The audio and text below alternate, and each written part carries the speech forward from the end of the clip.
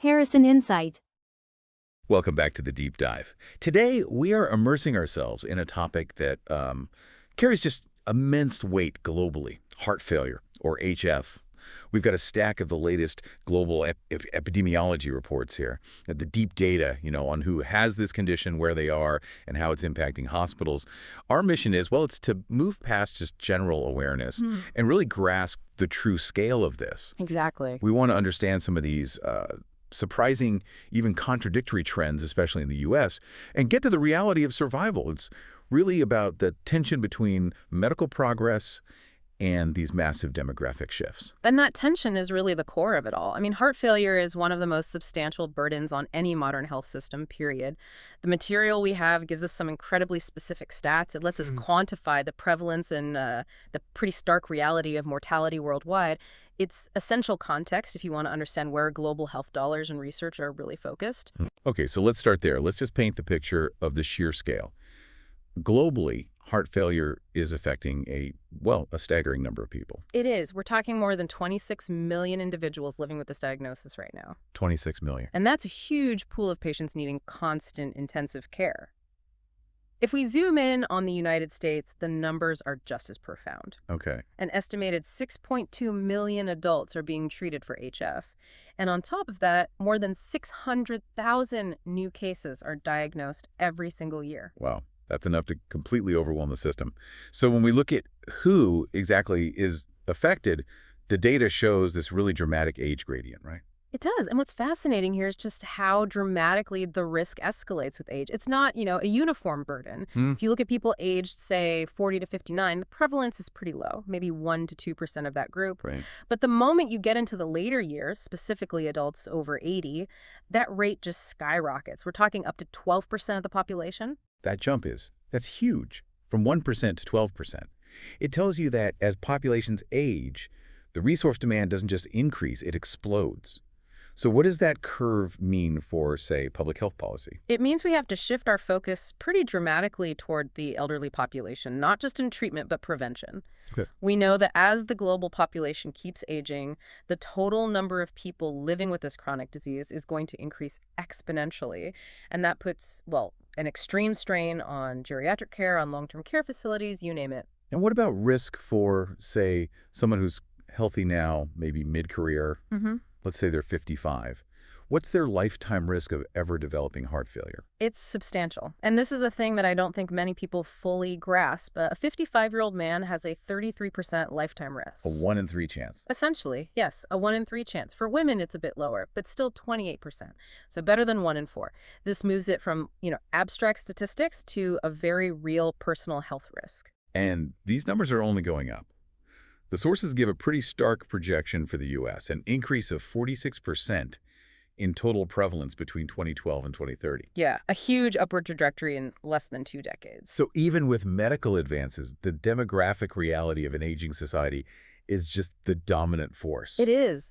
The number of people living with HF is going to put more and more pressure on health budgets, even if we get better at keeping them alive longer. Which I think leads us right into our next section, because this is where the data gets really intriguing. There's a paradox here. Right. We just said prevalence. The total number of people with HF is rising. But when we look at incidences, the rate of new cases and hospitalizations, the trend is, surprisingly different. And this is the critical distinction. Prevalence is the whole pool of sick people. Incidence is how fast new people are falling into that pool. And historically, the hospitalization trend it was just at a terrifyingly straight line up. Between 1980 and 2000, hospitalizations just rose and rose, hitting about 1 million per year. For both men and women, that was the trajectory everyone expected to continue. But the story changed. This is where it gets really interesting. Despite that rising prevalence, the rate of hospitalization started to go down. The sources show they dropped from, about 1,020,000 in 2006 to 809,000 in 2016. Yes, and to really understand that, we have to look at the metric they're using, per 1,000 person years. Right, so it's not just a raw number. Exactly. It's a rate that adjusts for population size. So that decrease reflects a genuine proportional drop in how often people are having acute episodes bad enough to land them in the hospital. Okay, so why? Why are fewer people having that crisis event if more people have the underlying condition? The explanation is all about what happens before heart failure gets that bad. The data strongly suggests this drop in incidence is because we've gotten much better at recognizing and aggressively treating the things that cause heart failure in the first place. So things like high blood pressure, diabetes. Exactly. Think about the improvements in managing hypertension, diabetes, high cholesterol. We're preventing the cascade. So better drugs, better management of risk factors. It's pushing the onset of severe HF further down the road, or Yeah. maybe even stopping it altogether. Precisely. By being more aggressive with statins, with blood pressure control, managing blood sugar, we're reducing the damage to the heart muscle over decades. This is why the sources point to disease prevention as the main driver here. It means prevention actually works. That's genuinely hopeful. It shows early intervention is having a real effect. But there's a huge caveat in the reports, a threat that could undo all of this progress. Right. The sources flag rising global obesity rates as a potential catastrophe. If obesity keeps trending up, that massive new risk factor could completely reverse the decrease we've seen in incidence.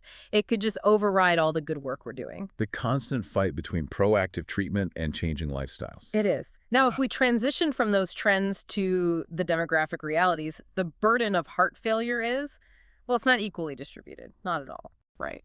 The sources show significant racial and ethnic disparities in the U.S.